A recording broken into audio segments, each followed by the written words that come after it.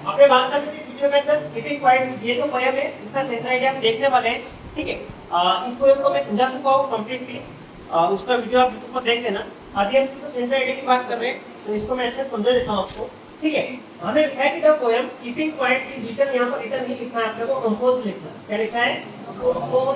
Compose bye Pablo Neruda. यानी सबसे पहले स्टार्ट हम इसी से करेंगे कि इस पोएम को किसने लिखा है। तो इस पोएम को पेब्लो नेरुदा जो है अपने पोएट है, इन्होंने इसको लिखा है। आगे लिखा है in this poem the poet suggest that we will count 12 and everybody will keep still। ये सेंटेंस का सेंस ही हो रहा है कि इन दिस पोएम, इस कविता के अंदर पोएट जो सजेस्ट करते हैं, कहते हैं, बताते हैं, सुझाते हैं कि he will count to 12। वो क्या करेंगे? 12 तक काउंट करेंगे। उसके बाद क्या करना है? Everybody will keep still. हम सबको क्या हो जाना है? स्थिर हो जाना है, स्थिर हो जाना है, शांत हो जाना है, रुक जाना है, कुछ भी हमें नहीं करना। ऐसा कवि बोल रहा है। स्टार्टिंग की लाइन ये लिखी उसमें कि we will count to 12 and everybody will still. हम 12 तक काउंट करेंगे और सब क्या हो जाएंगे? मौन हो जाएंगे।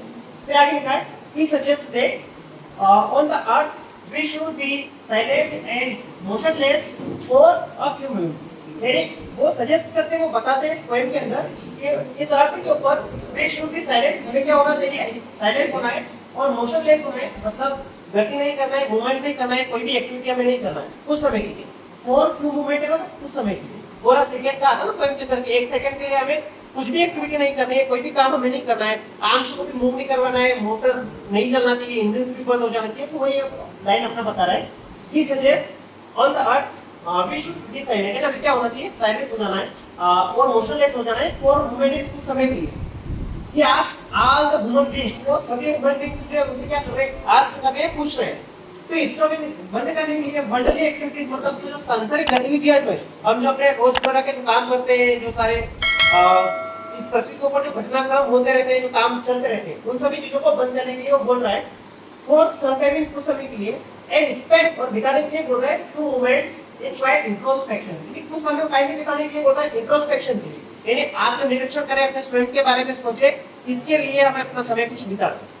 सारी वर्ल्डली एक्टिविटीज को क्या कर देना है? बंद कर देना है और कुछ समय को टाइम में बिताना है क्वाइट इंट्रोस्पेक्शन में, यानी अपने खुद के बारे में चिंतन करें, मनन करें, अपने आप को इंप्रूव करने की कोशिश करें, इसके ऊपर हमें समय बिताना है। It will help us to understand ourselves. ये जो इंट्रोस्पेक्शन हम करेंगे, सेल्फ इंट्रोस्पेक्शन, ये क्या करेगा बेटा? हेल्प करेगा हमारी अंडरस्टैंड करने में, आवरसेल्फ करें, अपने आप को ही हम समझ पाए।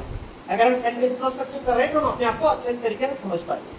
वी आर ऑलवेज इन हरी, हम हमेशा कहीं में होते हैं, हरी में होते हैं, जल्दबाजी में होते हैं, भागदौड़ में रहते हैं। ही सेज दैट, वो कहते हैं कि स्टिलनेस, स्थिरता एंड साइलेंस विल हेल्प, ये मदद कर सकता है इंसान का in creating a feeling of mutual understanding. ये देखो क्या लिखा है इसमें, ही सेज दैट, वो कहते हैं कि स्टिलनेस मतलब स्थिरता, कुछ नहीं करना, एंड साइलेंस और शांति, मौन रहना, ये हमारी मदद कर सकता है कैसे? Creating a feeling of mutual understanding, यानी आपसी समझबूझ की भावना जो इसको विकसित करने में, इसको बढ़ाने में क्या कर सकता है? मदद कर सकता है। हम एक दूसरे को समझ पाएंगे, आपसे अपने संबंध जो है वो सुधार पाएंगे। फिर आगे लिखा दैट्स व्हाई, इसलिए द पोएट पेब्लो नेरुदा जो है डिस्कस करते हैं need of maintaining peace and silence in the poem giving point. इसीलिए पेब्लो नेरुदा जो अपने इस पोएम के अंदर पीस और साइलेंस जो है इसको मेंटेन करने के बारे में बता रहे हैं। इस पोएम का एसेंस भी यही है, हमें क्या रहना है? शांत रहना है, मौन रहना है, चुप रहना है, कुछ भी एक्टिविटीज नहीं करना है, सारे संसारिक गतिविधियां इनको बंद कर देना है। इससे क्या होगा? इस पृथ्वी के ऊपर एक चेंजमेंट आएगा और चेंजमेंट कैसा होगा? एक्सोटिक मूवमेंट के जैसा होगा। इस सेंटर आइडिया में बेटा मैंने कुछ कम चीजें लिखी है, शॉर्ट में समझाने की कोशिश करा है, वर्ड भी बहुत कम है। अगर किसी को लगता है कि इसको हम और बढ़ा सकते हैं तो इसमें क्वेश्चन आंसर मैंने लिखवा रखे, उन क्वेश्चन आंसर को भी इसमें हम डाल सकते हैं। जैसे वो एक्सोटिक मूवमेंट वाला मैं बोल रहा हूँ, ये वाला एक वो नेचर से कौन कौन से सिंबल इस पोएम में लिए गए हैं, उससे रिलेटेड क्वेश्चन बनेगा, उसको भी हम इसमें डाल सकते हैं। और भी इससे रिलेटेड कुछ क्वेश्चन होंगे जो हम सेंटर आइडिया में डाल के इस सेंटर आइडिया को बड़ा कर सकते हैं, बेटर बना सकते हैं। अगर वीडियो पसंद आया हो तो लाइक, कमेंट, शेयर और सब्सक्राइब जरूर कीजिएगा और अपने दोस्तों के साथ में शेयर